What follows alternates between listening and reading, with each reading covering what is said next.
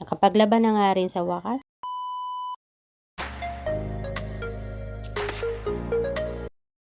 Ay mga mare, eto na nga pala yung karugtong ng video ko kahapon. Tapos nga namin makakain sa tanghalian mga mare, ay ito na nga din pala yung hinarap ko yung paglalaba ko dito sa mga puti. Fast forward nga tayo mga mare, ayan nakatapos na at naisampay ko na rin yung nilaban ko. Tinapos na nga rin itong kasama ko yung paglilinis.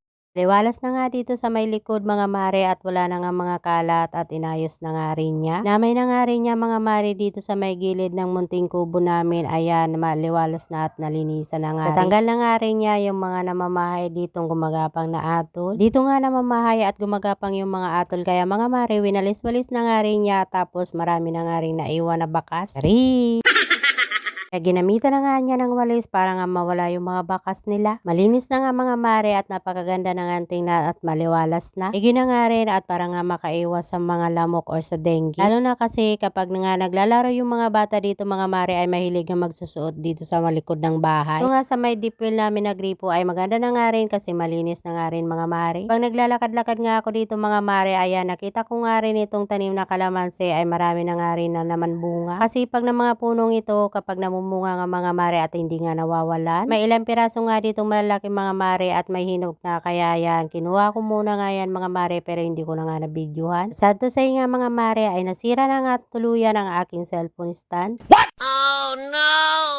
At dito nga mga mare sa part na ito ay sinisimot nga pala nitong kasama ko yung paglilinis dito. Mga nakadikit talaga mga damo na maliliit kaya ayan tatanggalin muna nga araw niya. Na nga pala mga mare yung ilang piraso nga nakuha kong kalamansi. Ba nakatipid na nga tayo at mayroon na nga tayong pangsawsawan sa toyo. At dahil nga bukas nga ay Lunes na naman mga mare ayan nagplansya na nga rin pala ako ng uniforme ng anak ko. Ang plansyahan ko mga mare ay nasira na kaya hindi na nga nakatatayo itong kabayo. Chari!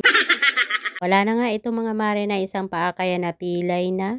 Medyo nakakapagod at nakangangalay nga mga mare sa likod. Anyways mga mare, fast forward tayo nakatapos na nga rin ako sa pagpaplansya. Hinangon ko na nga rin itong sinampay ko mga mare noong nakarang araw at eto nga kinaumagahan, eto na nga pala yung hinarap ko. Kaalis na nga rin yung mga bata papuntang eskwelahan at maaga silang pumapasok mga mare. Eto nagumpisa na nga rin ako dito sa pagtutupi. Nakakaantok pa rin mga mare, parang gusto ko rin matulog pero hindi na nga pwede. Kami kasing naghihintay ng mga gawain dito sa loob ng bahay at saka Lunes na Lunes mga mare ay gusto ko nga maging productive yung araw ko ngayon. Ayaw ko kasing maumpisahan yung araw ko ng Lunes na tatamarin kasi buong araw na nga at saka isang linggong tatamarin. Bali yung ginagamit ko nga dito para nga makapag-video ako mga mare ay pinapatong ko nga lang yung cellphone ko kung saan saan. Dante sa akin mga mare ay makapag-video pa nga rin ako para naman nga may pang-upload ako. Pasensya nyo na kung ganito nga lang yung nakikita nyo mga mare. Ito na lang muna yung ganap ko kahapon at yung ngayon mga mare. So ayun lang, see you on my next vlog. Bye bye, thank you for watching.